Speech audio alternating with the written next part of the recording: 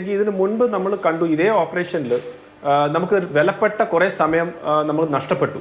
കാരണം അപ്പോഴും ഇതേപോലത്തെ ഒരു പൊളിറ്റിക്കൽ പ്രഷർ വന്ന സമയത്തും മീഡിയ പ്രഷർ വന്ന സമയത്തും അവർ പറഞ്ഞത് പുഴയിൽ തിരക്കണം, പക്ഷെ നമ്മൾ ആ കരഭാഗത്ത് തന്നെ കുറേ ദിവസം 1-2 ദിവസം നമ്മൾ അങ്ങനെ വേസ്റ്റ് ചെയ്തു. അപ്പോൾ എൻ്റെ ഒരു ഒരു സജഷൻ അല്ലെങ്കിൽ എൻ്റെ ഒരു അഭിപ്രായം എന്ന് വെച്ചാൽ നമ്മൾ അഫ്കോഴ്സ് നമ്മൾ ഇതെല്ലാം വേണം, പക്ഷെ ആ ഫൈനൽ ഡിസിഷൻ എടുക്കുന്ന ആ ടീം, അതായത് ഡിസ്ട്രിക്ട് കളക്ടർ, SDRF, NDRF, പിന്നെ നേവി, ആർമി, ബാക്കിയുള്ള എല്ലാവരും, സ്പെഷ്യലിസ്റ്റ് ആയിട്ടുള്ള എല്ലാവരും അവരെടുക്കുന്ന ഡിസിഷൻ നമ്മൾ മാനിക്കണം. കാരണം അവരൊരു പ്രൊഫഷണൽ ആയിട്ട് എടുക്കുന്ന തീരുമാനമായിരിക്കും. അതിനകത്ത് എന്തെങ്കിലും ബാക്കിയുള്ള ഇഷ്യൂസ് ഉണ്ടെങ്കിൽ ഡെഫിനറ്റ്ലി എല്ലാവർക്കും പറയാം, അതിനകത്തൊന്നും ഒരു പ്രോബ്ലം ഇല്ല.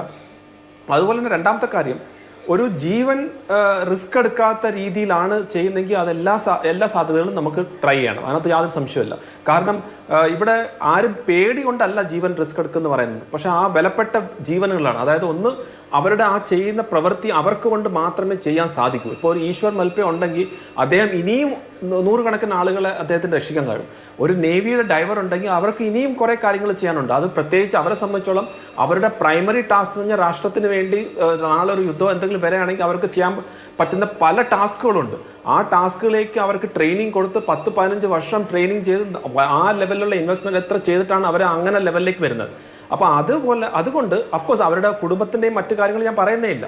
അപ്പം ജീവൻ പണയം വെക്കാതെ അല്ലെങ്കിൽ ജീവൻ കളഞ്ഞ് ഉള്ള ഒരു രീതിയിലേക്ക് പോവാത്ത രീതിയിൽ ഉള്ള ഒരു ഓപ്പറേഷൻ ആണെങ്കിൽ അതിനകത്ത് പ്രശ്നമൊന്നുമില്ല. ബാക്കി മറ്റ് സാങ്കേതിക വിദ്യകൾ കൊണ്ടുവരുന്നതിനകത്ത് യാതൊരു തെറ്റുമില്ല. അത് നമ്മളെല്ലാം പരീക്ഷിക്കണം.